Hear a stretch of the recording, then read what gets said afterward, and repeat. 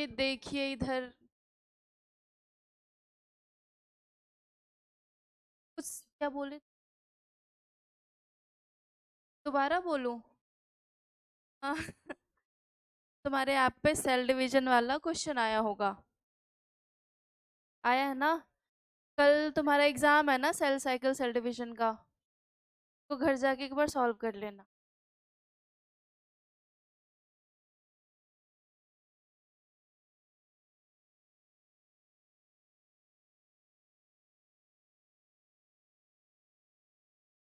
ये सब तुम लोगों का बैग है या फिर कोई आने वाला है? अच्छा, ठीक है ठीक है।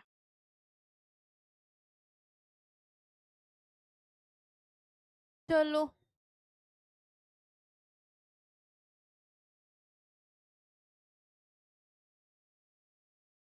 फटाफट कॉपी पेन निकालो और सुनने के लिए रेडी। हाँ,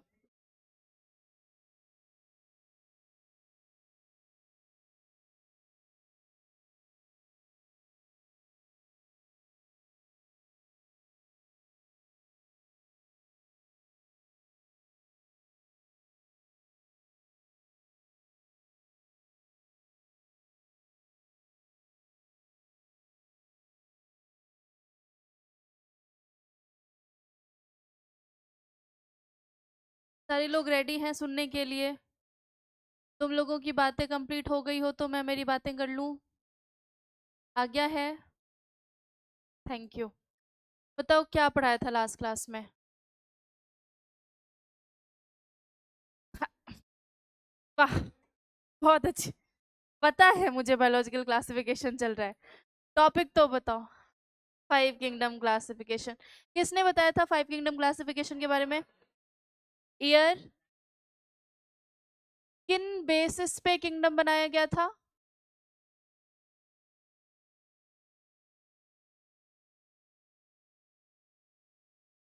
what is phylogeny? Evolutionary relationship. First scientific attempt किसका था क्लासिफिकेशन में? प्लांट को क्लासिफाई किया था कि क्या क्या? हाँ। एनिमल को क्लासिफाई किया था किस बेसिस पे? Okay. Two kingdom classification system किसने दिया? कितने किंगडम बने? कौन कौन सा? बेसिस क्या था? जिनके पास सेल वॉल है, जिनके पास सेल वॉल नहीं है। क्यों इतना पॉपुलर हो गया था ये classification? Widely accepted classification system कौन सा है? Two kingdom? Five kingdom classification. तुम्हारे आज्ञा से ही शुरू किया था मैंने क्लास। तुमने परमिशन दी थी पढ़ाने की, तुम ही वापस बात करने लग गए। उठ, जब भी से उठ जाओ तो एक। उठो उठो फटाफट, उठ जाओ उठ जाओ। कॉपी पेन लो। हाँ, कॉर्नर पे जाओ तुम। नहीं नहीं, हाँ, तुम इधर आओ।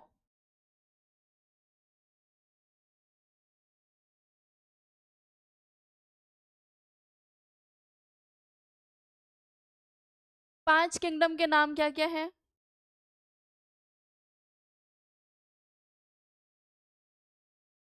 ठीक है। अच्छा, अ, आज हम निपटाते हैं किंगडम मोनेरा।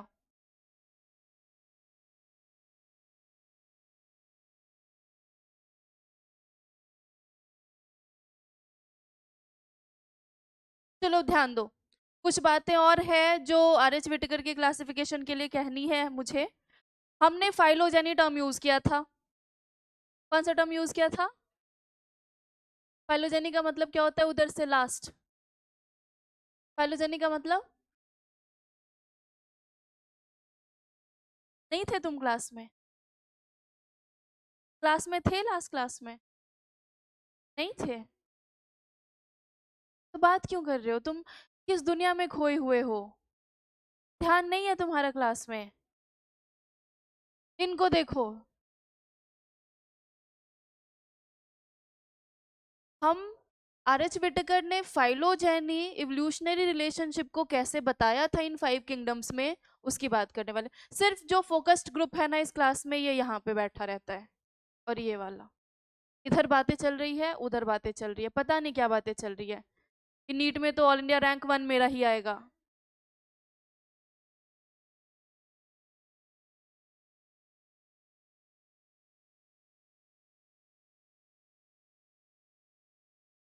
देखो, इवोल्यूशनरी रिलेशनशिप को समझाने के लिए आर.एच. विटेकर ने एक बलून स्कीम दिया।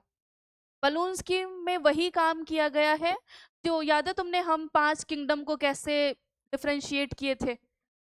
पहले सारे लिविंग ऑर्गेनिज्म पे फर्स्ट क्राइटेरिया लगाया गया कॉम्प्लेक्सिटी ऑफ सेल, फिर बना प्रोकैरियोट एंड यूकैरियोट। प्रोकैरियोट में हमने प्रोकैरियोट्स को हमने किंगडम मोनेरा में रख दिया, फिर बाकी यूकैरियोट्स में हमने सेकेंड क्राइटेरिया लगाया, that was body organisation, unicellular and multicellular. हमने यूनिसेलुलर यूकैरियोट को किंगडम प्रोटिस्टा में रख दिया, फिर बाकी रह गए सारे मल्टीसेलुलर यूकैरियोट्स। फिर मल्टीसेलुलर यूकैरियोट्स पे थर्ड क्राइटेरिया लगाया, मोड ऑफ न्यूट्रिशन, फिर बना autotroph, plantae, heterotroph, fungi, heterotroph. अब अगर फंजाई और एनिमलिया दोनों हेट्रोट्रॉफ है तो उसको एक साथ क्यों नहीं रखा गया? फंजाई के पास सेल वॉल है, एनिमलिया के पास सेल वॉल नहीं है। एंड फंजाई आर डिकम्पोजर, उनके पास एब्जॉर्प्टिव काइंड ऑफ न्यूट्रिशन होता है, लेकिन एनिमल्स के पास होलोजोइक मोड, वो पहले खाते हैं फिर पचाते हैं एनिमल्स, लेकिन फंजाई पहले पचाते हैं, बॉडी के बाहर एंजाइम सिक्रीट करेंगे, कॉम्प्लेक्स कंपाउंड को सिंपल में कन्वर्ट करेंगे, फिर उसको अब्जॉर्ब करेंगे। ठीक है, तो बहुत सारे छोटे छोटे डिफरेंसेस हैं। अब इवोल्यूशनरी रिलेशनशिप कैसे एस्टैब्लिश किया गया, ये बात प्लांट किंगडम में तुमको डायरेक्शन ऑफ इवोल्यूशन ज्यादा अच्छे से समझ में आएगा। जैसे तुमने कभी ऐसा लिखा है कि हम पहले एल्गे लिखते हैं, फिर ब्रायो लिखते हैं, फिर टेइडो लिखते हैं, फिर जिम्नो लिखते हैं, फिर एंजियो लिखते हैं। हम बोल देते हैं एल्गे सबसे ज्यादा प्रिमिटिव है, और हम बोल देते हैं जो एंजियोस्पर्म है ये सबसे ज्यादा एडवांस्ड है। तो ये एक बाय डिफॉल्ट डायरेक्शन है। अगर मैं किसी भी चीज को लेफ्ट से राइट लिख रही हूं ना, तो जो एक्सट्रीम लेफ्ट पे है वो सबसे प्रिमिटिव है, जो एक्सट्रीम राइट पे है वो सबसे ज्यादा एडवांस है। फॉर एग्जाम्पल कोई 1 2 3 4 5 है, तो मुझे बताओ सबसे प्रिमिटिव कौन, सबसे ज्यादा एडवांस कौन? तो मुझे ये चीज बताने के लिए ना यहाँ पे ऐसे एरो देख के डायरेक्शन ऑफ इवोल्यूशन नहीं लिखना होगा। ठीक है, ये एक जनरल सा रूल है, ये देख के आपको समझ में आ जाना चाहिए कौन प्रिमिटिव होगा कौन एडवांस होगा। लेकिन अगर कोई भी साइंटिस्ट इवोल्यूशन को शो करने के लिए इसके अलावा कोई डायरेक्शन यूज करता है, जैसे मेरा मन हुआ मैंने टॉप पे प्रिमिटिव को रखा, बॉटम में एडवांस को रखा, तो मुझे ये ऐसे एरो बना के दिखाना पड़ेगा कि ये क्या है, डायरेक्शन ऑफ इवोल्यूशन, नहीं तो किसी को समझ में। आर.एच. विटेकर ने इस डायरेक्शन ऑफ इवोल्यूशन में ना थोड़ा चेंज किया हुआ है।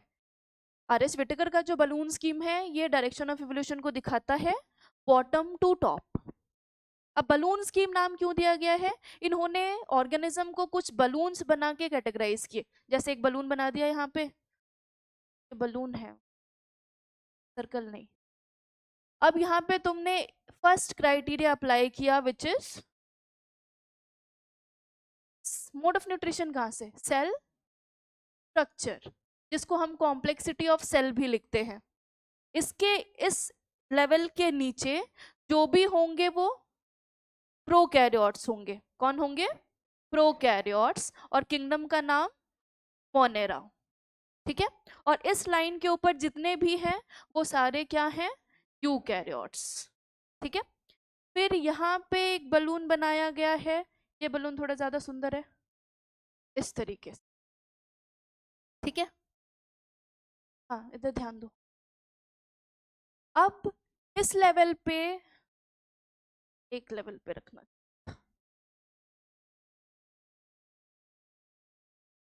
ऐसे। अच्छा, अब इस लेवल पे सेकंड क्राइटेरिया लगाया गया है विच इज बॉडी ऑर्गेनाइजेशन।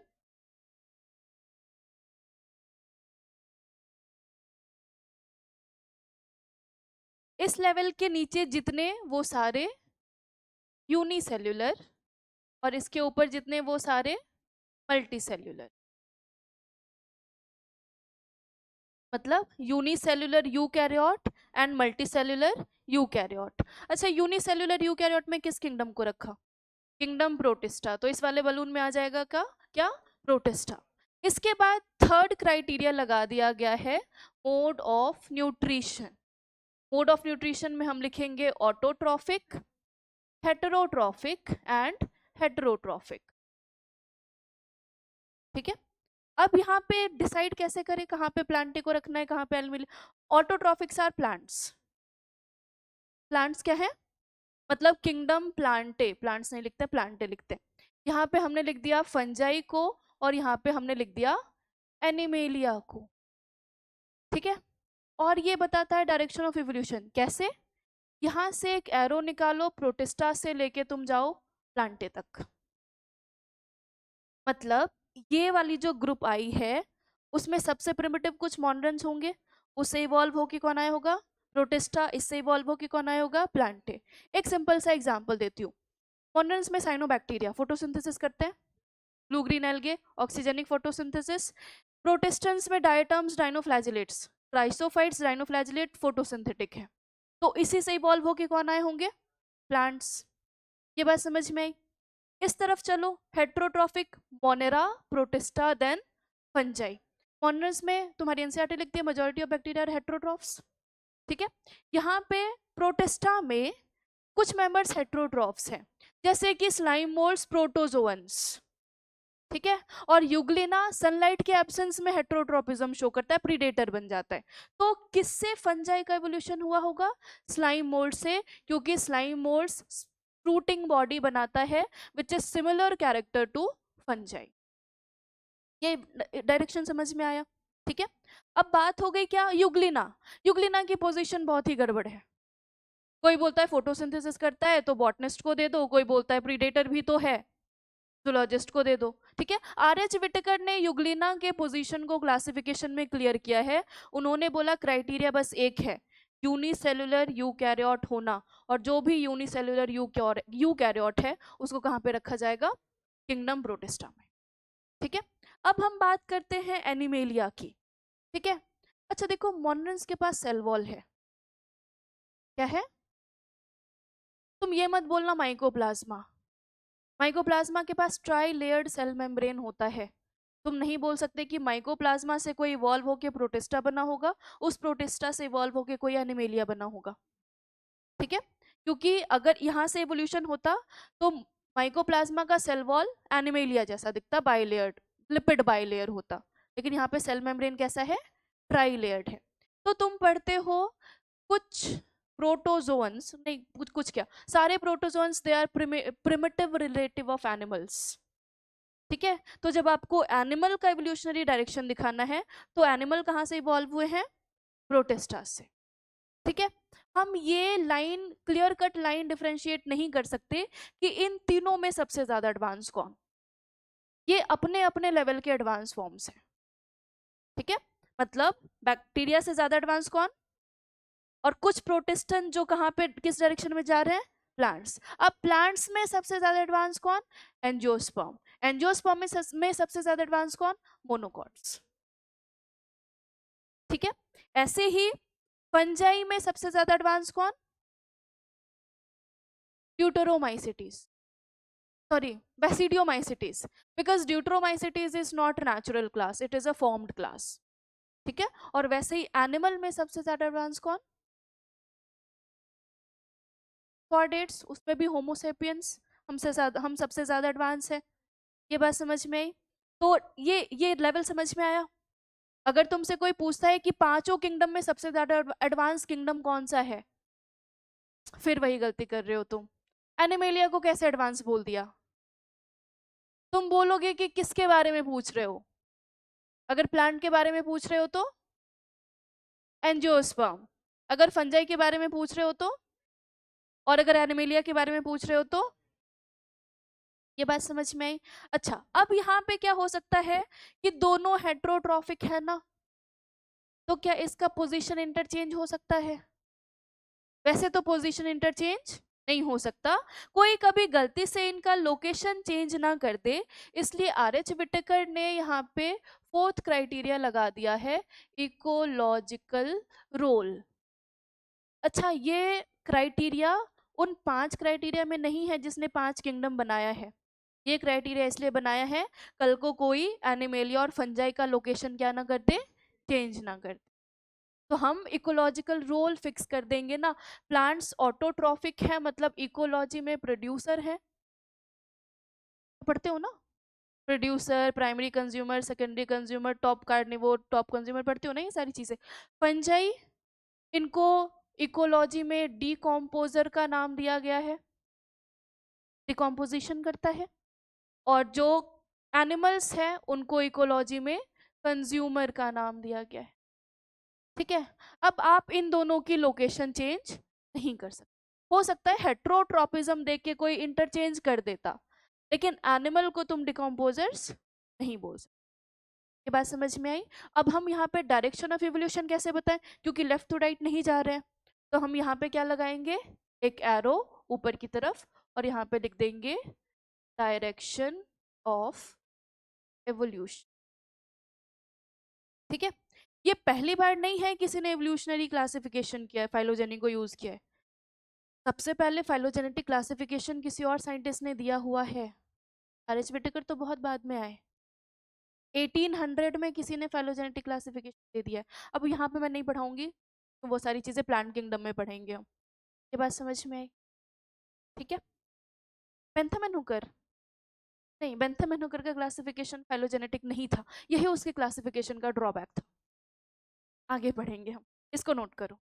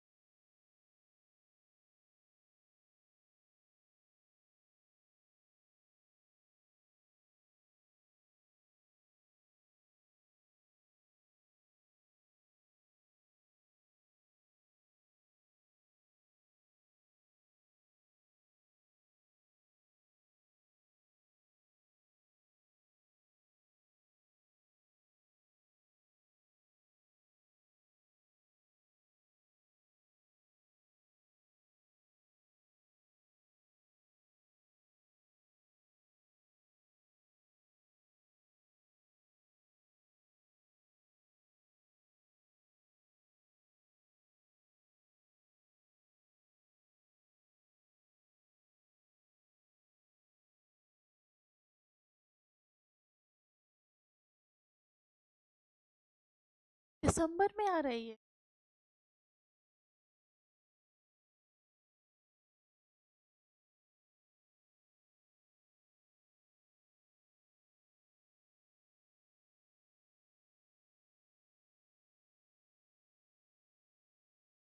4-7 दिसंबर,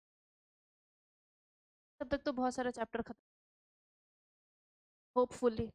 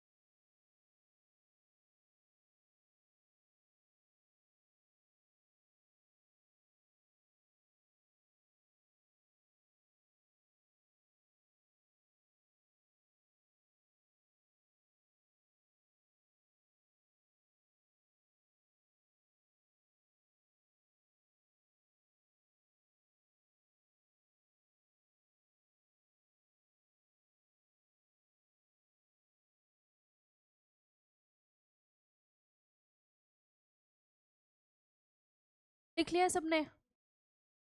ओह ठीक है। कौन गुस्सा हो रहा था?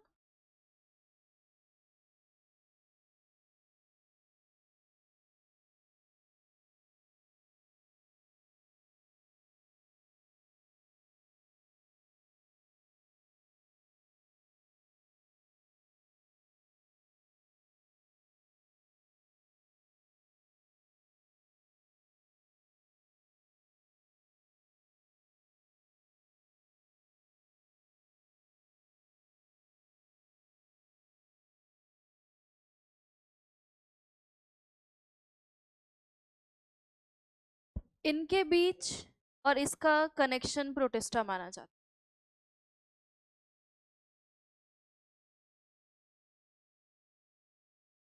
अब पता है कुछ कुछ बुक्स ऐसा लिख देती है कि मोनेरा से दो डिवीजन निकला है।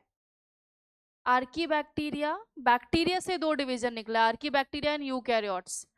और आर्की बैक्टीरिया ज्यादा सिमिलैरिटी यूकैरियोट से रखता है एज कंपेयर्ड विथ मोनेरन्स, मतलब अदर बैक्टीरिया। ठीक है, यहाँ पे कोई कनेक्टिंग लिंक नहीं है डायरेक्ट एनिमल और मोनेरन्स के।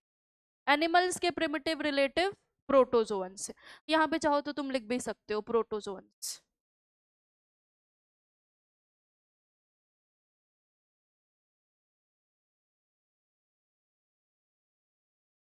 ठीक है, लिख लिया अब?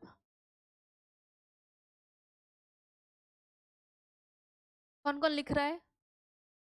ओ सब लिख चुके हैं।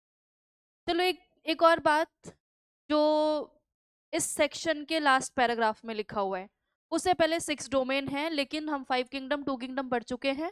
तो एक ना रिलेशनशिप बता रखा है तुम्हारी एनसीईआरटी ने। पहले 2 किंगडम के ड्रॉबैक्स बताए हैं, फिर 5 किंगडम में हमने क्या क्या किया वो बातें बताई गई है, जिसमें 4 लोगों का लोकेशन चेंज किया गया है। ठीक है, जिसमें है फ्लोरेला, क्लमाइडोमोनास।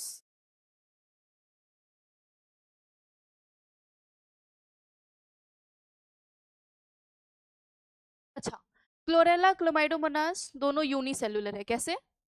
यूनिसेलुलर। इनके पास सेल वॉल है। तो 2 किंगडम क्लासिफिकेशन सिस्टम ने इसको कहाँ पे रखा था? प्लांटे में। तो ऑर्गेनिज्म का और नाम है जो कि मुझे लग रहा है मेरे दिमाग से निकल रहा है। अरे ना रे, उसमें एनिमल में amoeba and paramecium, paramecium and amoeba. ठीक है। अच्छा, पैरामीशियम और अमीबा इन दोनों के पास सेल वॉल नहीं है। सेल वॉल नहीं होने की वजह से 2 किंगडम ने इसको कहाँ पे रखा था? एनिमेलिया में। क्यों? क्योंकि इसके पास क्या प्रेजेंट है? प्रेजेंट है, एब्सेंट है। इसको यहाँ पे क्यों रखा? क्योंकि इसके पास सेल वॉल प्रेजेंट है। आर एच विटेकर ने क्या किया है? इन 4 मेंबर के लोकेशन को फिक्स किया है। यूनिसेलुलर है, यूकैरियोटिक है, यूनिसेलुलर है, यूकैरियोटिक है। तो इन दोनों को किंगडम एनिमेलिया से निकाला, इन दोनों को प्लांटे से निकाला, और इन दोनों को रख दिया गया है कहाँ पे? किंगडम प्रोटिस्टा में। इसने रखा है आर एच विटेकर। अच्छा, कहीं कहीं लिखा जाता है ना कि अगर हम एल्गी की स्टडी करें ना, तो एल्गी में भी ऐसे ग्रुप बन जाएंगे जो यूनिसेलुलर है, जो मल्टीसेलुलर है। उसके बेसिस पे हमको एल्गी को 2 अलग अलग किंगडम में डिवाइड करना पड़ जाता, क्योंकि यूनिसेलुलर यूकैरियोट को अलग रखा गया है ना, और मल्टीसेलुलर यूकैरियोट को अलग रखा गया। अब अगर हम with in algae he classification करने लग जाए तो चीजें कॉम्प्लेक्स हो जाती। तो क्या किया आर एच विटेकर ने? इन दोनों को तुम आज भी एल्गी के अंदर पढ़ते हो। एग्जाम्पल में लिखा हुआ है Chlamydomonas, chlorella, Ulothrix, Volvox, spirogyra. ठीक है, आर एच विटेकर ने इसके लोकेशन को चेंज किया, कहाँ पे लाके रखा है? अगर तुमसे कोई पूछता है कि according to R H Whittaker chlorella और क्लमाइडोमोनास किस किंगडम में बिलोंग करता है, तुम क्या बोलोगे? प्रोटिस्टा। लेकिन कल को अगर तुम्हारी एनसीईआरटी वो क्वेश्चन पूछती है ना, how many of the following are green algae, तो इनको काउंट करना वहां पे, क्योंकि तुम्हारी एनसीईआरटी धीरे धीरे करेक्शंस कर रही है। करेक्शंस मतलब बिल्कुल गलत है इनको वहां पे लिखना, मैं ये बात तुमको बोल भी रही हूँ। गलत क्यों है? क्योंकि यूनिसेल्युलर यूकैरियोट्स है। लेकिन तुम्हारी एनसीईआरटी ने वहां पे लिखा हुआ है एग्जाम्पल में। करेक्शन तुम देख लोगे अगर किसी के पास बहुत पुरानी एनसीईआरटी है ना, बहुत पुरानी एनसीईआरटी, जहाँ पे क्लमाइडोमोनास और कारा की शक्ल बना रखी है किसी के पास लिखा हुआ एनसीईआरटी अपनी? बस ऐसे ही लोगों की जरूरत थी मुझे क्लास में, कहीं से तो मिल जाए। हाँ क्या बात है।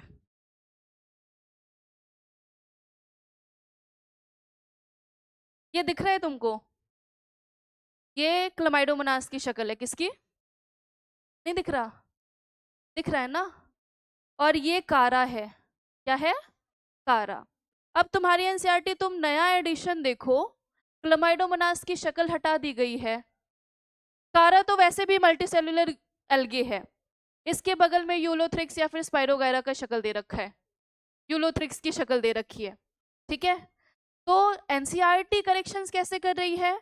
यहां से तो क्लमाइडोमोनास हटा दिया, लेकिन पीछे से क्लमाइडोमोनास नहीं हटाया, थ्योरी में लिखा हुआ है क्लमाइडोमोनास ग्रीन एल्गे में।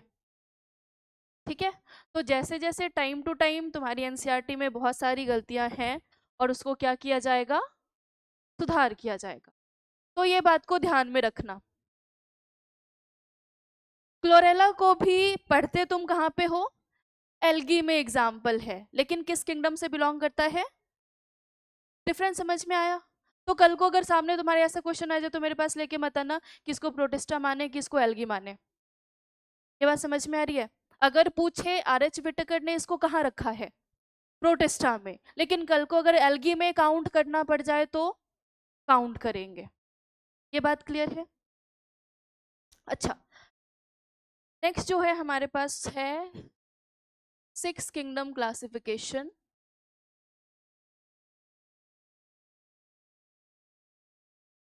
या फिर इसी को बोला जाता है दी डोमेन क्लासिफिकेशन। ठीक है, इसके बारे में बताया था कार्ल पूज ने। ठीक है, क्या लिखा गया था इसके अंदर? बोला गया जितने भी लिविंग ऑर्गेनिज्म है, ऑल लिविंग ऑर्गेनिज्म, इसको आप बोल दो प्रोजिनेटर। प्रोजिनेटर वो होते हैं जिनसे नई जनरेशन आती है। ठीक है, इससे बनाया गया है तीन डोमेन्स। एक था आर्किया, दूसरा बैक्टीरिया एंड यूकैरिया। ये डोमेन्स का नाम है। इसका नाम है डोमेन का। अब डोमेन क्या है? ये एक्स्ट्रा टेक्सोनोमिक कैटेगरी है। सब कैटेगरी पढ़ा था हमने, सब किंगडम, सुपर किंगडम। तो this is super kingdom level of domain, kingdom से ऊपर। ये बात समझ में आई? हमने टेक्सोनोमिक हायरार्की बनाया था ना, हमने तो 7 ऑब्लिगेट कैटेगरीज बनाया था। मैंने आपको बोला था हम कुछ सब कैटेगरीज भी यूज करते हैं, जैसे सब स्पीशीज, ट्राइब, वैरायटी। तो तुम सारे गायब थे उस क्लास में, बस 6-7 बच्चे आए थे। मैं याद दिलाऊंगी, मैं तुमको डेली याद दिलाऊंगी क्यों एब्सेंट हुए। ठीक है, घर जाना था। तो क्या, एक साल अगर घर नहीं भी जाते तो क्या हो जाता? हॉस्टल बंद कर देते हैं ना, फिर तो जाना जरूरी है। चलो कोई बात नहीं, मैं तो याद दिलाऊंगी फिर भी। अच्छा, ठीक है, अब इसमें क्या किया है? फोकस सबका इधर, तुम दोनों आपस में ही बात कर लो। क्या हो गया अभिनव? यू यू कह रहा? अरे, UKARYA, सब सुपर किंगडम। ठीक है, इन्होंने इसमें क्या किया है? किंगडम मोनेरा को दो डोमेन्स में स्प्लिट कर दिया। एक डोमेन आर्किया, दूसरा डोमेन बैक्टीरिया। किस किंगडम को? तुम्हारी एनसीईआरटी लिखती है। अब ये सारा नाटक करने का बेसिस क्या था? 16S RRNA का सीक्वेंस। ये वो सीक्वेंस है जो evolutionary species to species conserve रहता है। अगर इस सीक्वेंस में कोई म्यूटेशन हो के नया स्पीसीज आया ना, तो पता लगाना आसान हो जाता है कि किसके बाद कौन आया है। ये बात समझ में आई? ये तुम्हारी एनसीईआरटी ये टर्म यूज नहीं करती है। अब डोमेन है तो कोई किंगडम रखता होगा, क्योंकि किंगडम से ऊपर वाली कैटेगरी है ये। तो डोमेन आर्किया में आपने किंगडम रखा आर्की बैक्टीरिया। डोमेन बैक्टीरिया में आपने रखा है यू बैक्टीरिया। और ये जो यू कैरियर डोमेन है ना, इसमें बाकी के किंगडम्स आ गए, जैसे कि protista, fungi, Plantae and animalia. ठीक है, तो यहां से पूछा जा सकता है कि किस डोमेन में बाकी के 4 किंगडम्स आते हैं। डोमेन यूकैरिया। दो बातें तुम्हारी एनसीईआरटी लिखती है कि मोनेरा को स्प्लिट करके 2 डोमेन बनाया, और जो बाकी सारे किंगडम है उसको थर्ड डोमेन में रख दिया, विच इज यूकैरिया। बस इतना सा 2 स्टेटमेंट में तुम्हारी एनसीईआरटी ने 3 डोमेन सिस्टम को निपटा दिया है। अब 6 किंगडम क्लासिफिकेशन सिस्टम क्यों बोलते हैं? अब अगर तुम यहाँ पे किंगडम को काउंट करो तो कितने किंगडम हो गए? 2 यहाँ पे और 4 यहाँ पे, इसलिए क्लासिफिकेशन सिस्टम का नाम क्या? 6 domain classification system, sorry 6 kingdom classification system, 3 domain है। क्लियर ये बात? अब इसको एनसीईआरटी से देख लेते हैं। अच्छा, इसके बाद बहुत सारे किंगडम्स पढ़ लिए हमने, सिस्टम्स पढ़ लिए, 2 3 4 5 6, एरिस्टोटल का और प्रैक्टिकल जहाँ पे इकोनॉमिक यूज करते थे। तुम्हारी एनसीईआरटी कहती है कि टाइम टू टाइम बहुत सारे चेंजेस आए। अब ये चेंज स्टैटिक नहीं है। ये नहीं है कि 6 किंगडम तक आ गया तो इस चेंजेस का प्रोसेस रुक जाएगा। ऐसे चेंजेस फ्यूचर में भी होंगे और हो भी रहे होंगे, क्योंकि तुम बहुत पुरानी एनसीईआरटी पढ़ रहे हो। ठीक है, फ्यूचर में कैसे होंगे? जैसे जैसे हमारी अंडरस्टैंडिंग मॉर्फोलॉजिकल कैरेक्टर को लेके, इंटरनल कैरेक्टर को लेके, या फिर फाइलोजेनी को लेके चेंज होगी। कल को हमें पता चल गया कि डाइकॉट मोनोकॉट से ज्यादा एडवांस है फॉर एग्जाम्पल, तो क्या हम इसका लोकेशन चेंज कर देंगे? तो ऐसे चेंजेस कहाँ होते रहेंगे? फ्यूचर में भी होते रहेंगे। कल को पता चला कि लायन एक एनिमल नहीं प्लांट है, मैं मैं एग्जांपल दे रही हूँ, तो शॉक हो गए ना तुम। तो अगर तुम सोचो अचानक से ऐसा पता चल जाए, तो लायन का लोकेशन चेंज करके कहाँ पे डाल दोगे तुम? प्लांट में। मैं तो एग्जांपल दे रही हूँ, अभी तो बहुत सारे स्पीशीज डिस्कवर होने हैं, बहुत सारी चीजें पता होनी है ना, बहुत सारी चीजें हो भी रही होगी हमारे पीछे, जिससे हम करेंटली अवेयर नहीं है। तो क्या ये सिस्टम यहीं पे रुक जाएगा? फ्यूचर में भी चेंजेस किस पे डिपेंड करता है? हाँ, टेक्सोनॉमिस्ट या फिर साइंटिस्ट के अंडरस्टैंडिंग पे। किस चीज की understanding? Morphology, anatomy, ecological role, developmental process, phylogenetic relation. Clear है ये बात? अब एनसीईआरटी से रीड करते हैं सारी अच्छा, ये टेबल 5 किंगडम क्लासिफिकेशन के अकॉर्डिंग कुछ कैरेक्टरिस्टिक्स दिए हुए हैं। तुम ये मत बोलना कि आर.एच. विटेकर ने 5 कैरेक्टरिस्टिक में न्यूक्लियर मेम्ब्रेन नहीं लिखा था। मैं ये बोल भी नहीं रही हूँ कि वो 5 बेसिस है जिसपे क्लासिफिकेशन किया गया था। ठीक है, जैसे सेल टाइप, मोनोरेंस कैसे होते हैं? बाकी सारे सेल वॉल, मोनेरा में हम पढ़ेंगे पेप्टिडोग्लाइकेन का बना होता है। पेप्टिडोग्लाइकेन मतलब पेप्टिडो मीन्स अमाइनो एसिड का पॉलीमर, ग्लाइकेन्स मीन्स शुगर, पॉलीसेकेराइड। ठीक है, प्रोटिस्टा कुछ में प्रेजेंट होगा, कुछ में प्रेजेंट नहीं होगा, किंगडम प्रोटिस्टा में डिटेल में पढ़ेंगे। फंजाई का सेल वॉल काइटिन का बना होता है, प्लांट का सेल वॉल और एनिमल में सेल वॉल एब्सेंट होता है। न्यूक्लियर मेम्ब्रेन मोनरेंस में एब्सेंट है, बाकी सब में, तभी तो prokaryote and eukaryote. Body organisation cellular है, यूनिसेलुलर होते हैं ना, सेलुलर। अब यहाँ से मल्टी सेलुलैरिटी बढ़ेगी। फंगस कैसे होते हैं? Multi cellular. लूज टिश्यू ध्यान में रख लेना। ठीक है, प्लांट्स टिश्यू ऑर्गन, और एनिमल में तो तुमने ऑर्गन सिस्टम ऑर्गेनाइजेशन तक पढ़ा हुआ है। ठीक है, मोड ऑफ न्यूट्रिशन ऑटोट्रॉफिक भी होते हैं, हेट्रोट्रॉफिक भी होते हैं। प्रोटिस्टेंस ऑटोट्रॉफिक भी हैं, हेट्रोट्रॉफिक भी हैं। फंजाई सारे हेट्रोट्रॉफिक हैं, प्लांट सारे ऑटोट्रॉफिक है। अच्छा, हेट्रोट्रॉफिक में भी saprophytic, decomposers and parasites. And animal तो सारे कैसे हैं? होलोजोइक या फिर सैप्रोफिटिक, डेड ऑर्गेनिज्म को खाने वाले। ये टेबल क्लियर है सबको? लूज टिश्यू का मतलब जो माइसीलियम है ना, कुछ सेप्टेट भी हो सकता है, कुछ एसेप्टेट भी हो सकता है। एक सेल में आपको बहुत सारे न्यूक्लियस वगैरह दिख सकते हैं, मतलब कंपैक्शन नहीं है सेल्स के बीच। ठीक है, what is tissue? Group of cell. Loose का मतलब क्या? Not very compact. ठीक है, नेक्स्ट, आर एच विटेकर। यहां तक मुझे लगता है बात हो गई थी, है ना? अब देखो, the three domain system has also been propose that divides kingdom monera into two domains, leaving remaining eukaryotic domain in the third domain. अब देखो, डोमेन का नाम नहीं लिखा है, बोल तो दिया है तुम्हारी एनसीईआरटी ने, क्या किंगडम मोनेरा को दो डोमेन में तोड़ दिया। डोमेन का नाम क्या? Archaebacteria and bacteria. ठीक है, living the remaining eukaryotic kingdom, वो चार, into the third domain. Third domain कौन सा? यूकैरिया, है ना? And thereby a six kingdom classification. तुम इसके बारे में डिटेल में हायर क्लास में पढ़ोगे। एसी बंद करना है? कर दूं?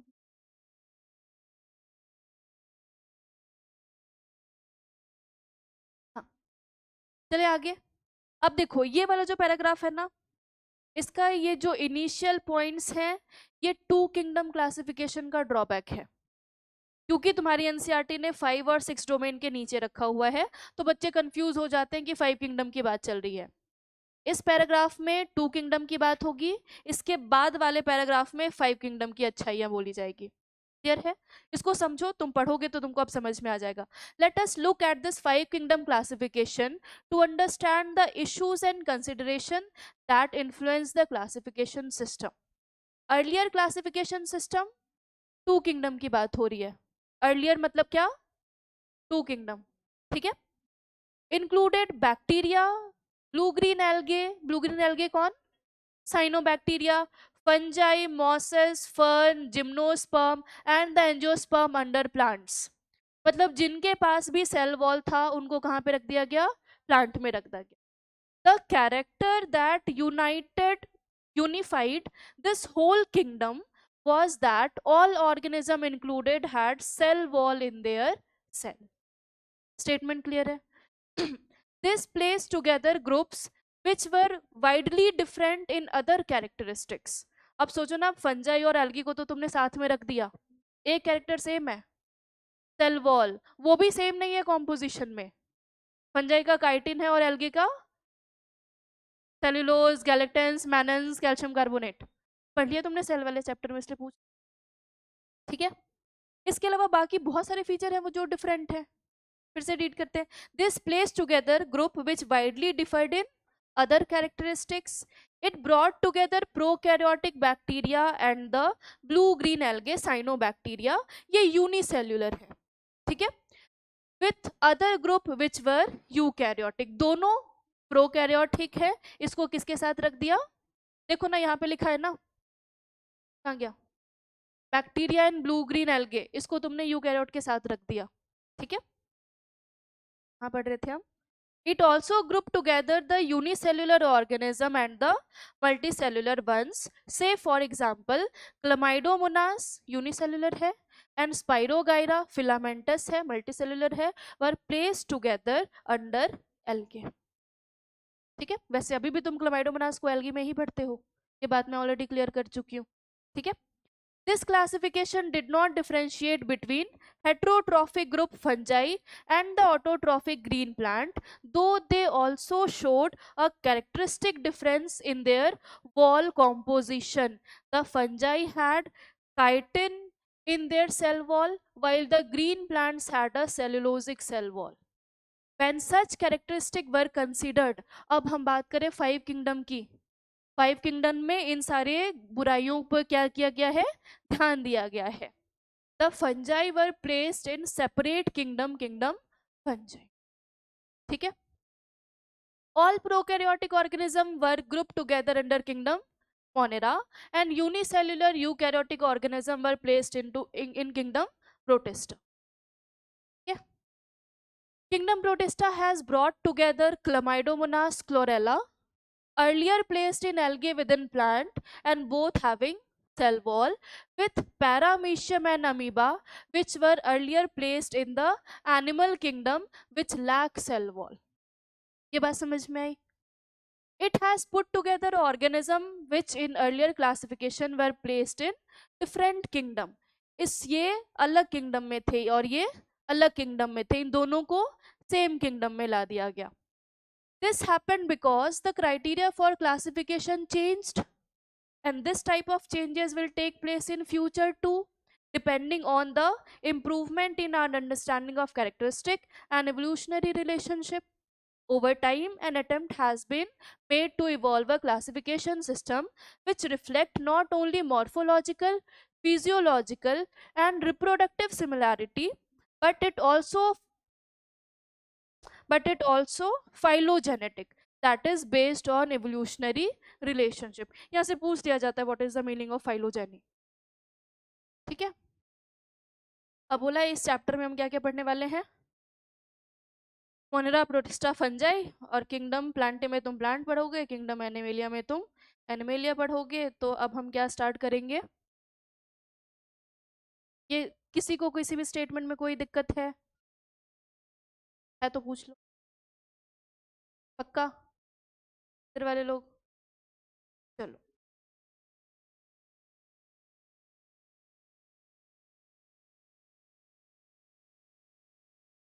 कुछ लिखा था क्या मैंने पीछे.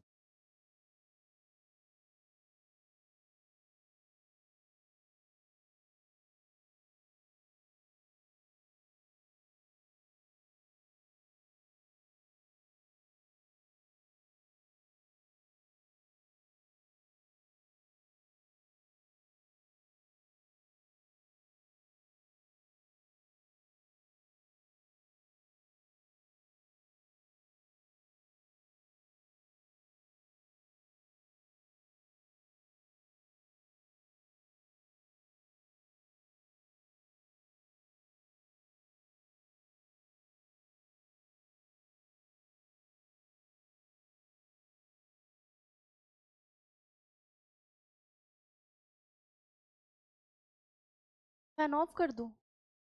कहाँ तक ठंड जा रही है.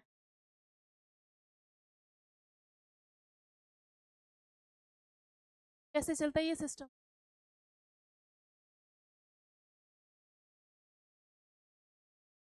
इसको भी बंद कर दिया जाए क्या. तुम तो उधर बैठे हो, तुम तो नहीं नहीं बोलोगे ही. अच्छा,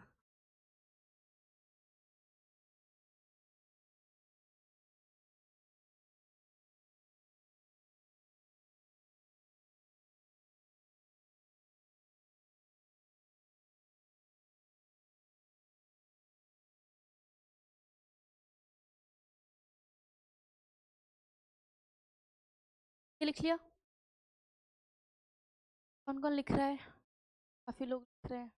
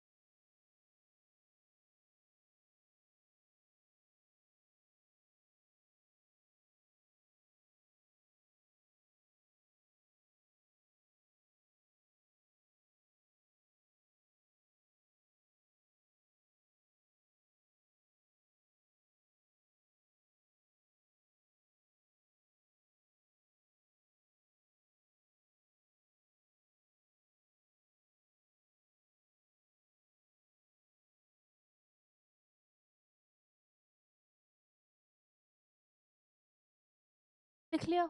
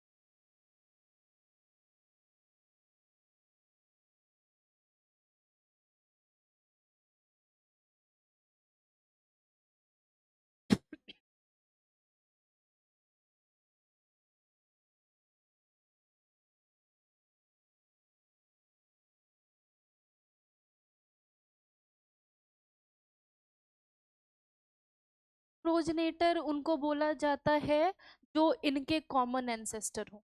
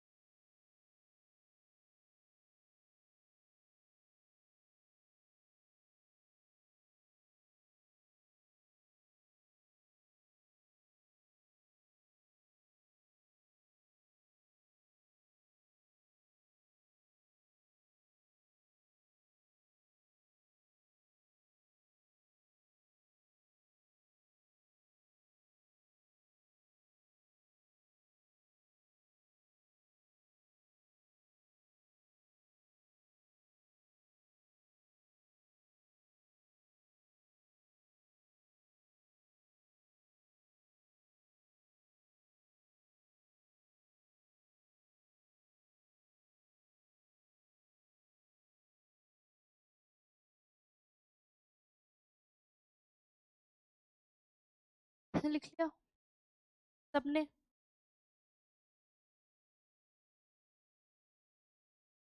किंगडम मोनेरा।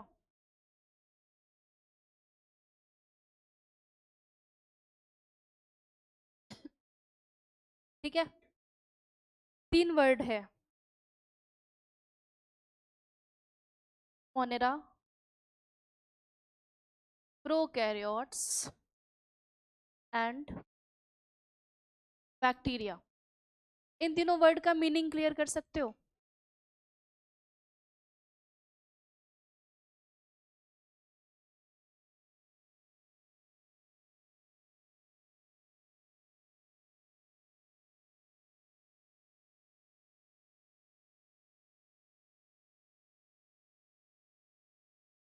नहीं, बैक्टीरिया क्या है?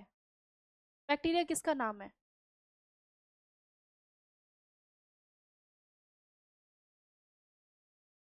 देखो ऐसे समझो, बैक्टीरिया एक ग्रुप का नाम है, group with similar fundamental characteristic. Taxon. Bacteria क्या है? एक, यहाँ पे जितने भी मेंबर हैं इस ग्रुप में, सबके पास प्रोकैरियोटिक सेल्युलर ऑर्गेनाइजेशन। क्या? यहाँ पे जितने भी मेंबर हैं उनका बॉडी ऑर्गेनाइजेशन कैसा? सेल ऑर्गेनाइजेशन कैसा? प्रोकैरियोटिक। और जितने भी प्रोकैरियोट हैं उसको रखा गया है कहाँ पे? किंगडम। ठीक है, मतलब प्रोकैरियोट सेल स्ट्रक्चर का नाम हुआ, मोनेरा कैटेगरी का नाम हुआ किंगडम, और एक्चुअल में जो विजिबल चीज है वो क्या है? बैक्टीरिया। तो हम क्या बोल सकते हैं? किंगडम मोनेरा में पाए जाने वाला मेंबर कौन? तो क्या हम बोल सकते हैं bacteria are the sole member of kingdom Monera? पहली स्टेटमेंट तुम्हारे एनसीईआरटी का। ठीक है, और काफी बार पूछा भी गया है, which of the following is the sole member of kingdom Monera? तुम क्या बोलोगे? बैक्टीरिया, क्योंकि बैक्टीरिया एज अ ग्रुप एक विजिबल चीज। क्लियर है ये बात सबको? ठीक है, क्यों बोला गया है? अगर तुम यहां से असर्शन रीजन फ्रेम कर दूं मैं, that bacteria are the sole member of kingdom Monera, reason क्या अज्यूम करते हो अपने माइंड में? क्या क्या? क्यों सिर्फ बैक्टीरिया ही क्यों है इस ग्रुप में, कोई और क्यों नहीं है इस ग्रुप में? Exactly exactly. तुम रीजन बोलोगे because only bacteria has prokaryotic cellular organise. Clear ये बात? इसके बाद कहाँ मिलते हैं? इसके कुछ हैबिटाट की बात की गई है। They are cosmopolitan. कॉस्मोपॉलिटन का मतलब क्या लिख दिया है मैंने?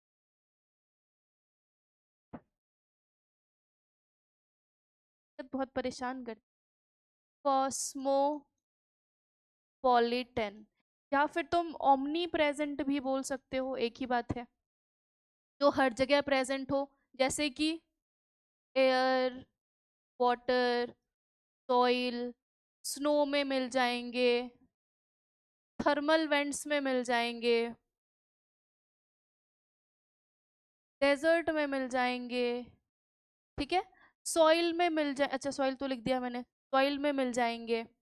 इसके अलावा ये आपको एज पैरासाइट भी मिल जाएंगे ऑन प्लांट्स एंड एनिमल। कुछ डिजीज का नाम लिखा हुआ है, सिट्रस कैंकर, टाइफॉइड, कॉलेरा, है ना। अब तुम्हारी एनसीईआरटी बोलती है अगर आपको सबसे ज्यादा बैक्टीरिया कहीं चाहिए तो कहाँ पे ढूंढ लो? सॉइल में। यहाँ पे बोला गया है 1 handful of soil contain hundreds of bacteria, ठीक है। और बहुत दुख की बात यह है कि जब इस स्टेटमेंट को ऑप्शन में फ्रेम किया जाता है ना, तो हंड्रेड्स को चेंज करके 1000 लिख दिया जाता है और स्टेटमेंट को गलत करवा दिया जाता है। ये बात समझ में आई? ये कुछ बेसिक इनिशियल इंफॉर्मेशंस कि किंगडम मोनेरा का मेंबर कौन, और इनका हैबिटाट क्या, ऐसी ऐसी कॉस्मोपॉलिटन। कुछ तो बहुत अनयूजुअल हैबिटाट्स है। हेलोफाइल्स, आर्कीबैक्टीरिया में तुम पढ़ते हो ना, थर्मोएसिडोफाइल्स, थर्मस एक्वाटिकस, ठीक है। अब क्या हम इस किंगडम में कुछ जनरल कैरेक्टर्स की बात करेंगे।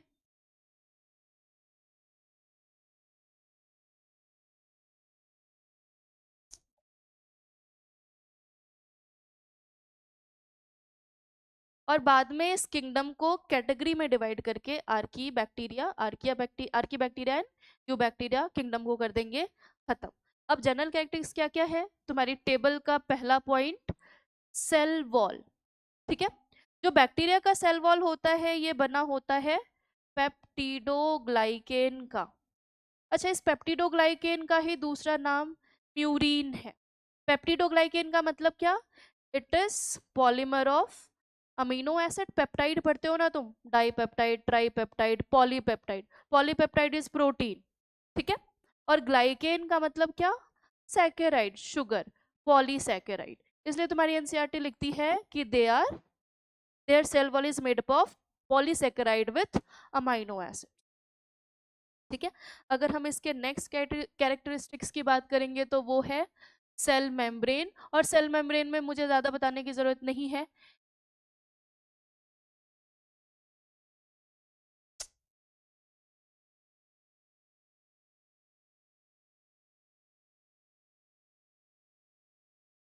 तुम ये cell the unit of life में पढ़ के आ चुके हो, फ्लूइड मोजाइक मॉडल, सारी चीजें तुमने वहां पे पढ़ा था कि बैक्टीरियल सेल मेम्ब्रेन और यूकैरियोटिक सेल मेम्ब्रेन में कोई डिफरेंस नहीं है।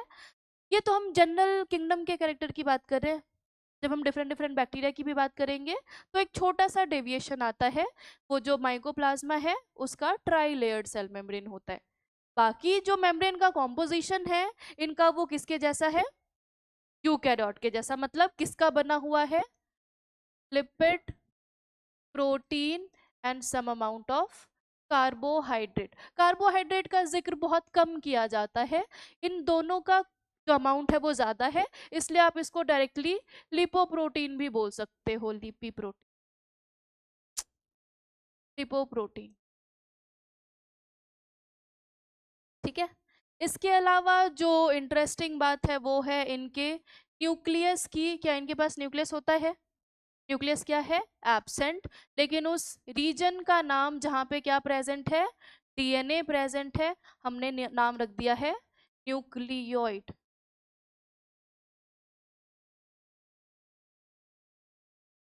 मुझे इसमें डिटेल में जाना ही नहीं है, सेल वाले चैप्टर में तुम पूरा प्रोकैरियोटिक सेल पढ़ चुके हो, सेल ऑर्गेनेल्स पढ़ चुके हो, कौन कौन से। राइबोसोम में क्या क्या मिलता है, सॉरी बैक्टीरिया में क्या क्या मिलता है क्रोमैटोफोर, मीजोजोम। क्या हर बैक्टीरिया में मीजोजोम है, जो एरोबिक रेस्पिरेशन। क्या क्रोमैटोफोर हर बैक्टीरिया में है, जो फोटोसिंथेसिस करेंगे। राइबोसोम कॉमन है, राइबोसोम कैसा 70s और यूकैरियोट का 80s। अच्छा, इनके डीएनए को किस किस नाम से बुलाया जाता है? ट्रू क्रोमोसोम है क्या इनके पास? इनके डीएनए को फॉल्स क्रोमोसोम बोला जाता है, इनके जीनोम को।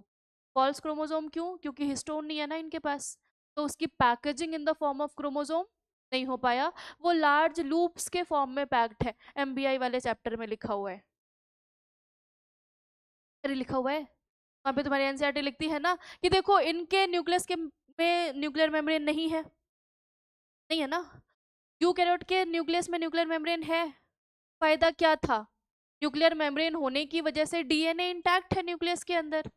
अगर न्यूक्लियर मेम्ब्रेन तुमने हटा दिया था प्रोफेज के एंड में, तो क्रोमोसोम क्या हो गए थे? साइटोप्लाज्म में स्कैटर्ड हो गए थे ना। तो ये जो प्रोकैरियोटिक सेल है, क्या इनके पास न्यूक्लियर मेम्ब्रेन है? तो इनके जीनोम को साइटोप्लाज्म में स्कैटर्ड होके रहना चाहिए था ना, क्योंकि बाउंड्री ही नहीं है। लेकिन वो फिर भी स्कैटर्ड नहीं है, एक रीजन में कन्फाइंड है। क्यों? क्योंकि पॉलीअमाइन से रैप करवा के तुमने उसको लार्ज लूप के फॉर्म में कंपैक्ट कर दिया है, और वो एक ही रीजन में पड़ा है, रीजन का नाम न्यूक्लियोइड। इनके डीएनए को जीनोफोर भी बोला जाता है। क्या बोला जाता है? जीनो का मतलब जीन से है, फोरा का मतलब होता है टू बेयर। हम ये फोर टर्म बहुत यूज करेंगे, एंथ्रीडियोफोर, आर्किगोनियोफोर। फोरा का मतलब होता है टू बेयर, जो आर्किगोनिया को बेयर करता है आर्किगोनियोफोर, जो एंथ्रीडियम को बेयर करता है एंथ्रीडियोफोर, ये जीन को बेयर करता है। तो अच्छा, जीनोफोर ना हम सिर्फ बैक्टीरिया के डीएनए के लिए ही टर्म यूज करते हैं, हमारे डीएनए के लिए तुम जीनोफोर टर्म यूज नहीं करते हो, ऐसा क्यों? नहीं, हमारे जीनोम में नॉन कोडिंग पार्ट्स बहुत सारे हैं। इंट्रॉन, इंट्रॉन किसी के लिए कोड करता है क्या? तो क्या वो जीन है? इनके जीनोम में इंट्रॉन है क्या? क्या स्प्लाइसिंग करवाते हो इसमें रेप्लिकेशन के बाद, ट्रांसक्रिप्शन के बाद स्प्लाइसिंग, या सीधा ट्रांसलेशन स्टार्ट कर देते हो? Transcription and translation are coupled process, लेकिन यूकैरियोट में तुम पोस्ट ट्रांसक्रिप्शनल मॉडिफिकेशन करवाते हो, कैपिंग, टेलिंग, स्प्लाइसिंग। ठीक है, तो इनके जीन, इनके डीएनए में जितना ही भी पार्ट है वो सारा जीन है, मतलब सारे फंक्शनल है, इसलिए तुम इसको क्या बोलते हो? They are genophore. ठीक है, इसके आगे डिटेल में नहीं जाना है ना स्ट्रक्चर में। नेक्स्ट हम बात कर लेते हैं जो जिससे क्वेश्चन पूछा जाता है, सबसे आसान टॉपिक, बैक्टीरिया के शेप। अच्छा, बैक्टीरिया को शेप के बेसिस पे 4 टाइप्स में डिवाइड किया गया है, ये तो रटा होगा ही तुमको।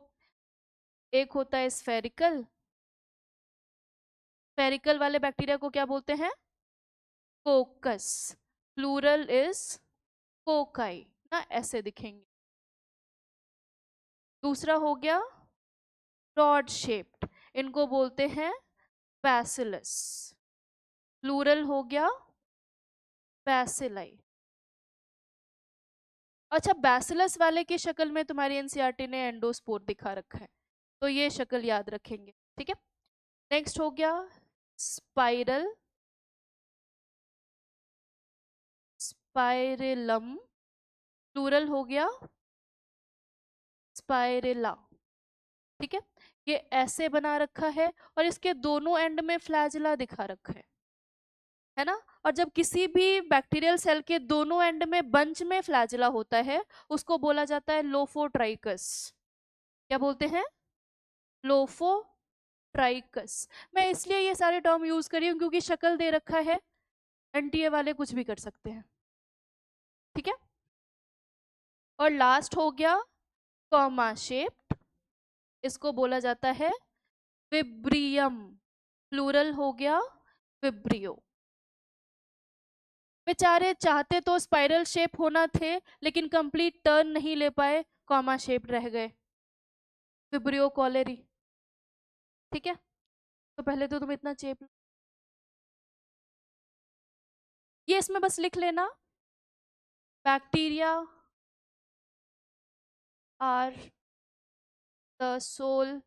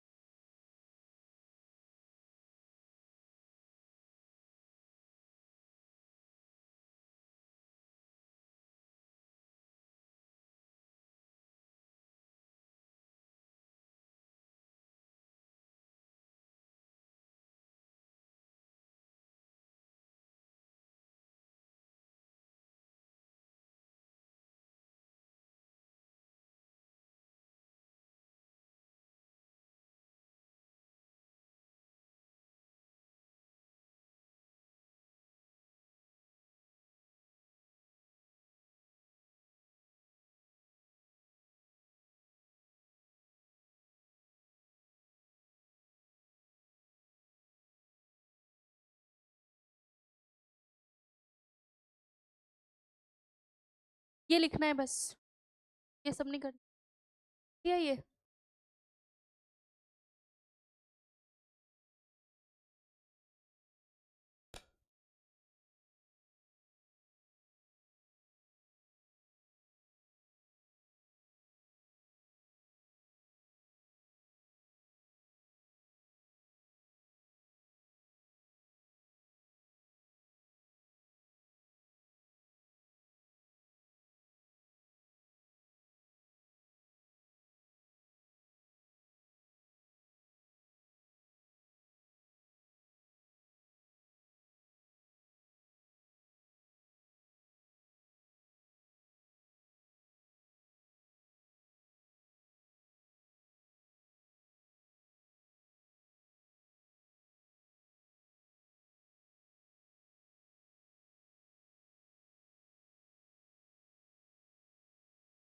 लिख लिया है ना? बताओ, तुम तो बातें करने लग जाते हो। यस।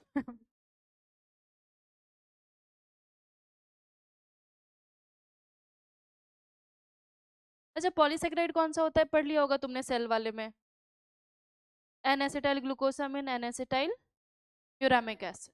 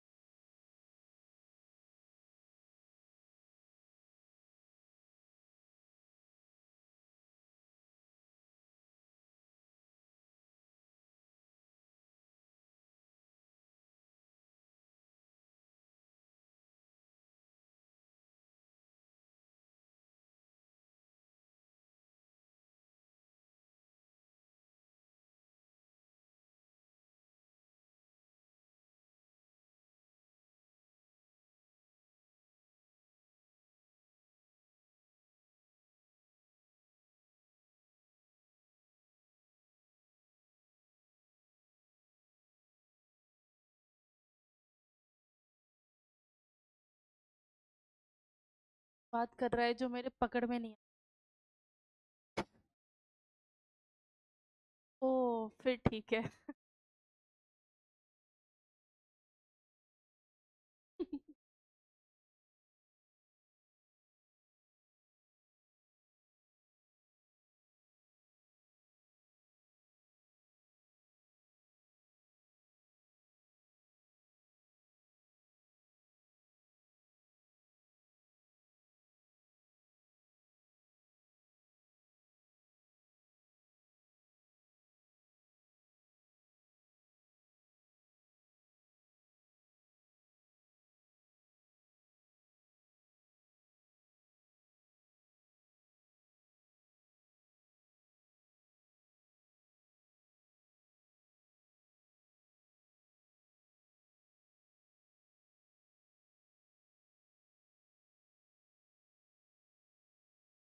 क्या ये?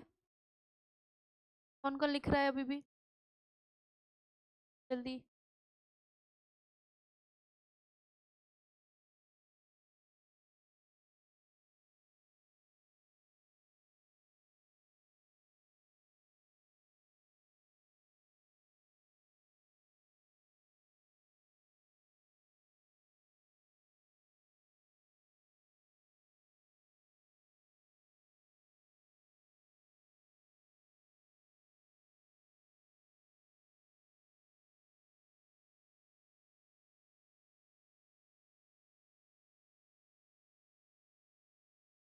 बात तुम नहीं लिख रहे हो?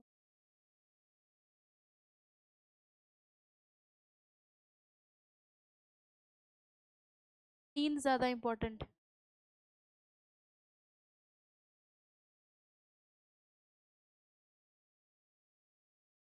डन।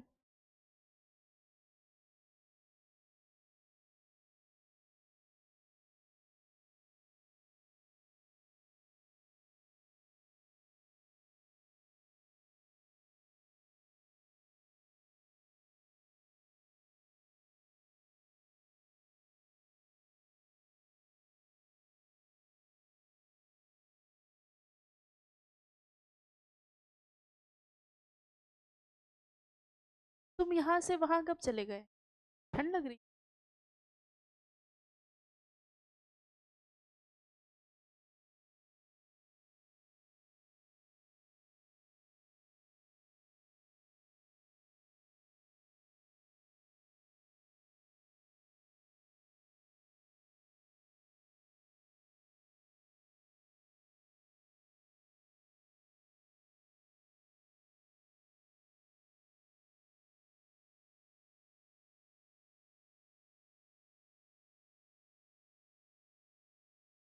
तो टेम्परेचर बढ़ा के रखो, तुम चेंज हो रहा है, बीमार हो जाओगे सर।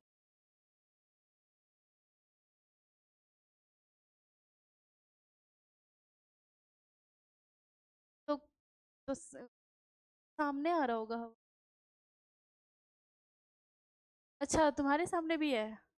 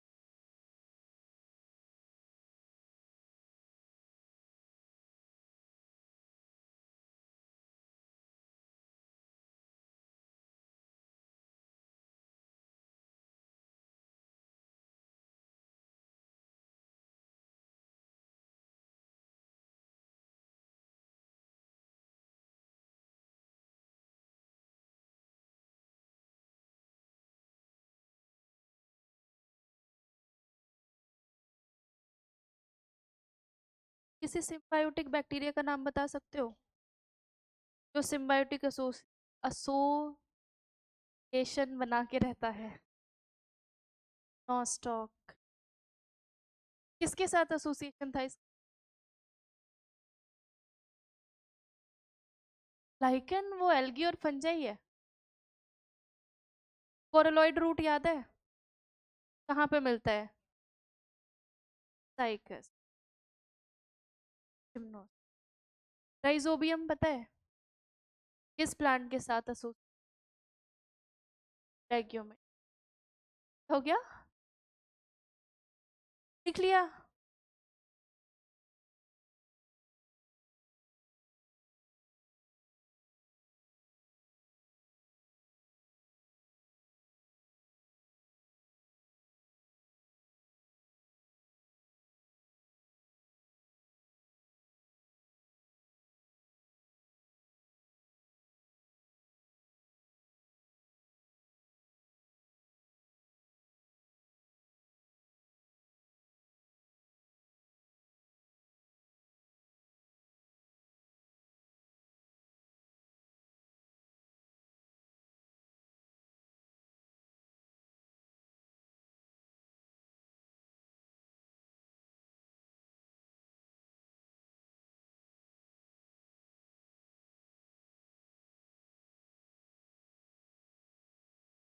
कौन कौन लिख रहा है अभी भी? लिख लिया है ना सबने? चलो, इतनी बातें एनसीईआरटी के पैराग्राफ से। Bacteria are the sole member of kingdom Monera. They are most abundant microorganism. Bacteria occur almost everywhere. Hundreds of bacteria are present in a handful of soil. They also live in extreme habitats such as hot spring, deserts, snow, deep oceans where very few other life form can survive.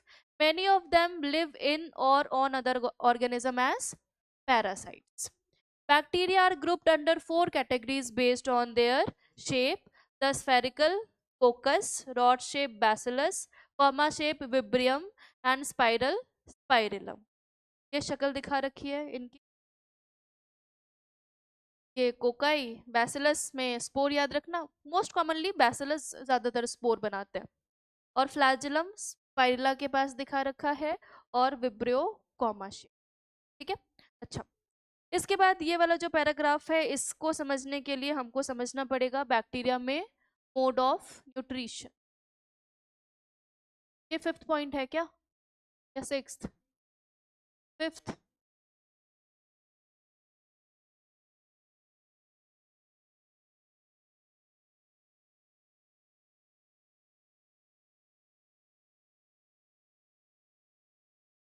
ठीक है, ये तुम्हारी NCERT के वही table का भी point है। Bacteria में 2 टाइप का आप मोड ऑफ न्यूट्रिशन देखते हो, one is autotrophic and another is heterotrophic.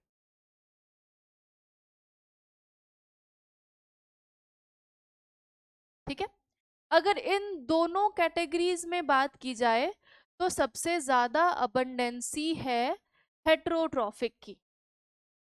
ठीक है, हेटेरोट्रॉफिक में भी हम 3 वैरायटी पढ़ते हैं, सैप्रोफिटिक, पैरासिटिक एंड सिम्बायोटिक।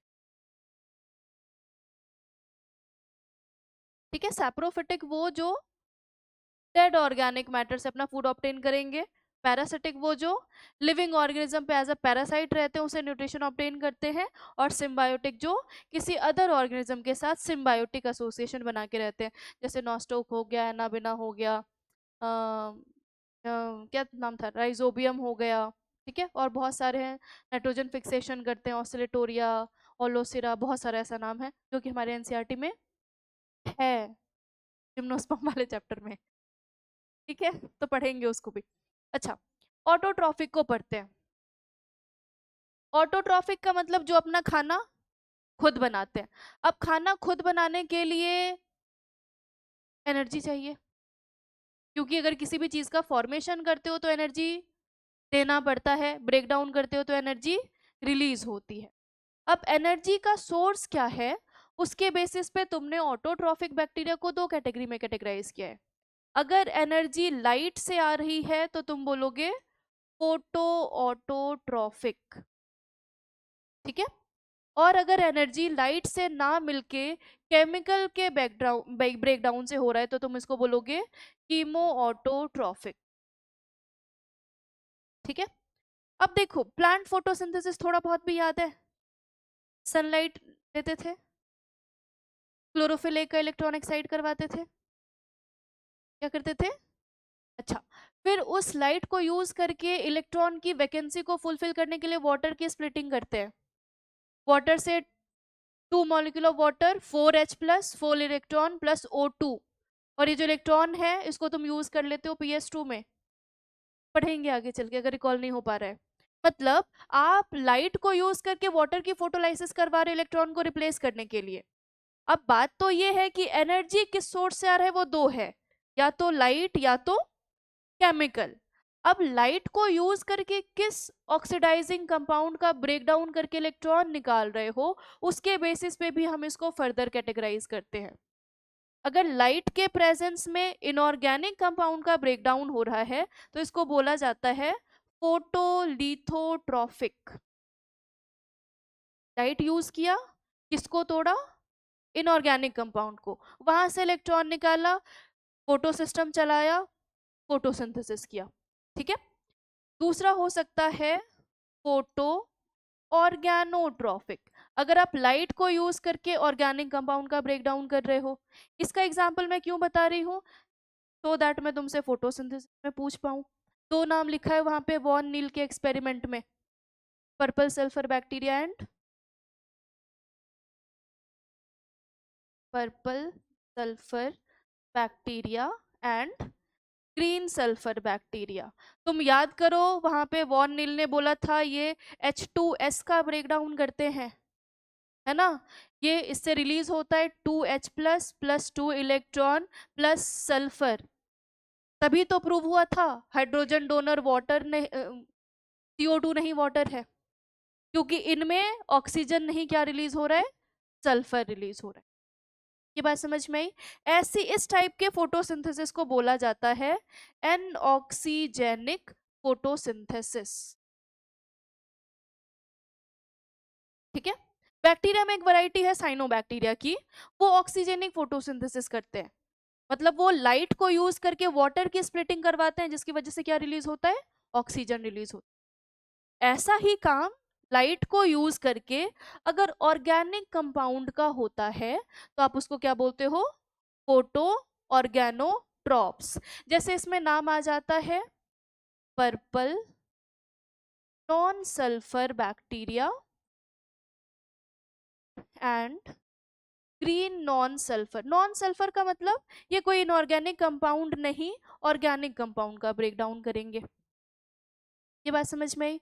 तो यहाँ पे आपने याद रखना है इन दोनों के बारे में, इसलिए मैं ये चीज यहाँ पे बता रही हूँ। क्लियर है? अब आ गए ऑटो में दूसरी category which is chemo autotrophic. Chemo autotrophs क्या होते हैं, जो केमिकल कंपाउंड्स को यूज करके ब्रेक डाउन करके एनर्जी लेते हैं, उस एनर्जी से किसी केमिकल का ब्रेक डाउन करेंगे। जैसे mostly chemotrophic mostly nitrification bacteria, nitrifying bacteria are chemoautotrophs. ये केमिकल का ब्रेक डाउन करते हैं, उसके बाद ये अमोनिया, नाइट्रेट, नाइट्राइट, इनका ब्रेक डाउन करके आगे का प्रोसेस कंप्लीट करते हैं। और इस वजह से क्योंकि ये ऐसे कंपाउंड्स का ब्रेक डाउन कर रहे हैं ना, इसलिए तुम्हारी एनसीईआरटी लिखती है दे रिसाइकल न्यूट्रिएंट। मिनरल रिसाइकलिंग लिख देते हैं, मिनरल साइक्लिंग। इसके अलावा नाइट्रेट वगैरह के पे फॉस्फोरस कंटेनिंग कंपाउंड का भी ब्रेक डाउन होता है। तो ये ज्यादातर नाइट्रोजन, फॉस्फोरस, कैल्शियम, इन सारी चीजों का क्या करते हैं, साइक्लिंग करते हैं। का ब्रेक डाउन करेंगे, वो सॉइल में आया, सॉइल से किसी ने अपटेक किया, उसकी डेथ हुई, फिर वो उसका ब्रेक डाउन करेंगे, सॉइल में आया, इस तरीके से क्या होती रहती है, साइक्लिंग होती रहती है। यहाँ पे बात समझ में आई? अच्छा, तो जैसे यहाँ पे तुम कुछ नाम लिख लेना, एजोटोबैक्टर, एजोस्पाइरिलम, ये वाली बात लिखती है तुम्हारी NCERT microbes in human welfare में, एग्जाम्पल लिखा हुआ है, इसलिए मैं एग्जाम्पल जो जहां जहां एग्जाम्पल लिखा है वो मैं यहाँ पे साइड कर दे रही हूँ, सो दैट तुम किंगडम मोनेरा पढ़ो तो ये सारा नाम तुमको याद रहे। ठीक है। अब हम बात करते हैं किसकी, हेट्रोट्रॉफिक। हेट्रोट्रॉफ्स में भी जो मोस्ट वैरायटी है वो सैप्रोफाइट्स की है, मतलब डिकम्पोजर्स। मतलब ये किसी भी बॉडी का प्रोडक्ट या फिर डेड को डिकम्पोज करेंगे और क्या करेंगे, मिनरल्स को सॉइल में पहुंचाने का काम करते हैं। इसमें तुम्हारी एनसीईआरटी एग्जाम्पल जो देती है वो याद रखना, कर्ड फॉर्मिंग बैक्टीरिया, नाम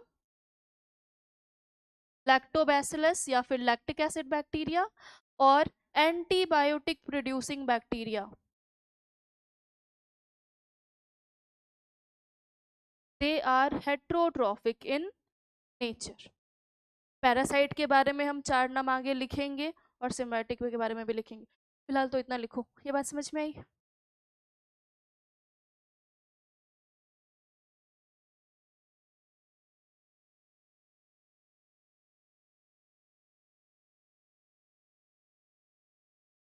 नहीं नहीं नहीं, साइनोबैक्टीरिया वाटर का ब्रेक डाउन करते हैं, लेकिन नॉन एन ऑक्सीजेनिक नहीं होगा वो, ऑक्सीजेनिक। ये बात ध्यान में रखना। हाँ,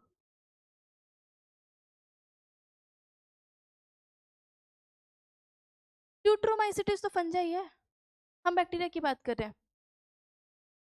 हाँ बिल्कुल होती है।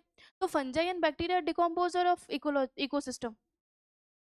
डिकम्पोजिशन का काम नेचर ने किसको दिया है, फंजाई को और बैक्टीरिया को।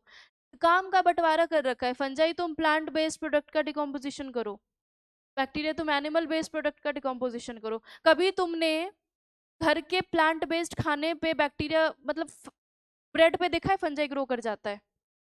तुमने कभी मरे हुए इंसान, इंसान कह रही हूँ एनिमल पे देखा है फंजाई ग्रो करते हुए? सड़ जाते हैं, महकने लगते हैं, बैक्टीरिया डिकम्पोज करता है उनको। चूहे को मार के फेंक दो, कभी उस पे मोल्ड ग्रो करेगा? सूख जाता है, सड़ जाता है, बैक्टीरियल डिकम्पोजिशन। ठीक है। तो fungi as well as bacteria जो डिकम्पोजर है वो मिनरल रिसाइकलिंग करेंगे। ठीक है।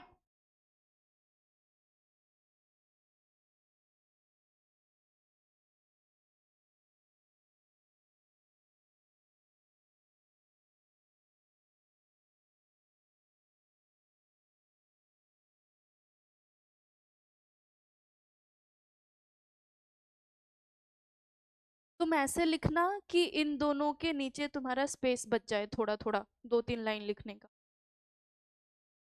नहीं बचा? कोई बात नहीं, आगे लिख।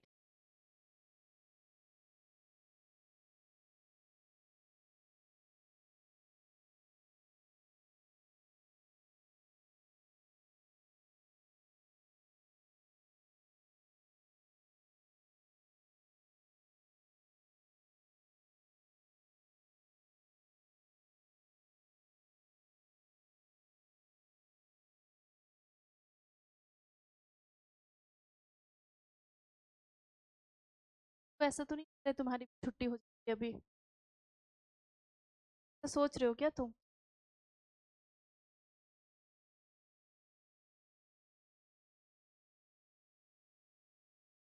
क्यों, तुम पढ़ने का मन नहीं हो रहा क्या तुम? बैठ जाते हैं 8-9 बजे तक। 8 बजे तक पढ़ ले।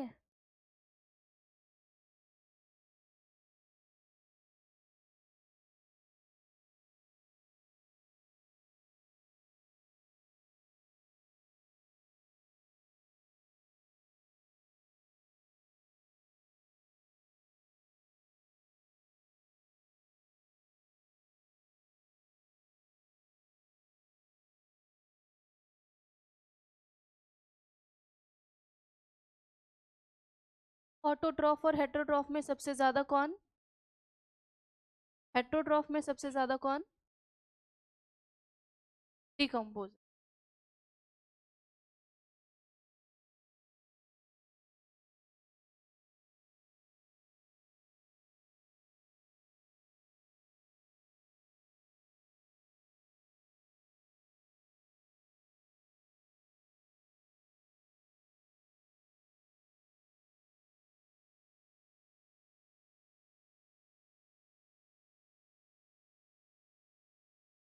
हो गया।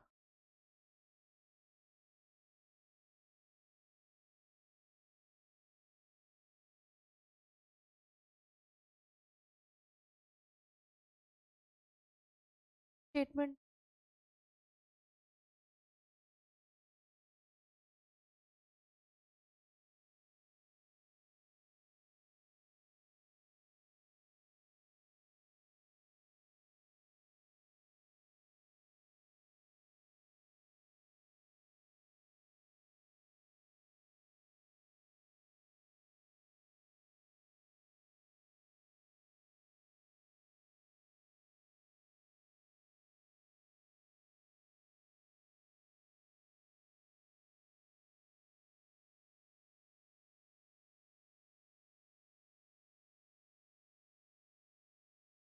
देखो, बैग वैग पैक करने लग जाओगे तो फिर छूट नहीं पाएगा क्लास।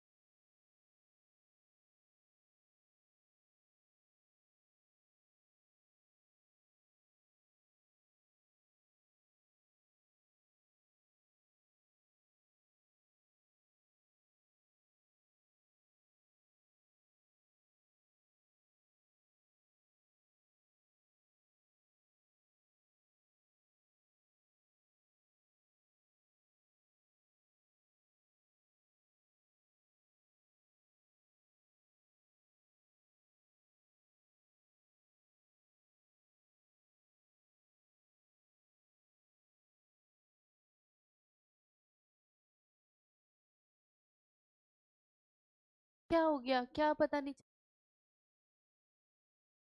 पूछो।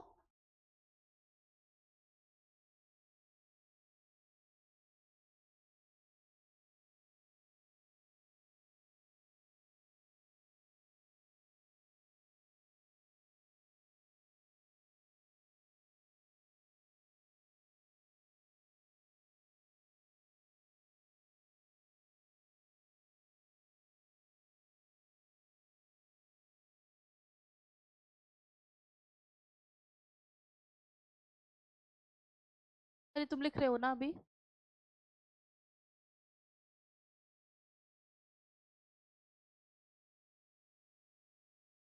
लिख लिया है?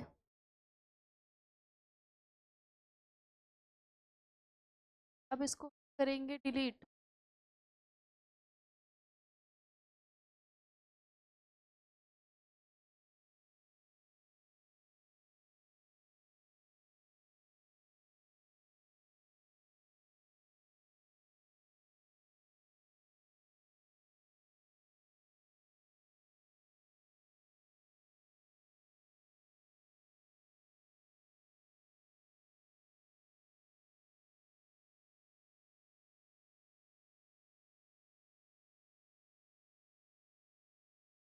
नहीं हुआ मेरे से डिलीट।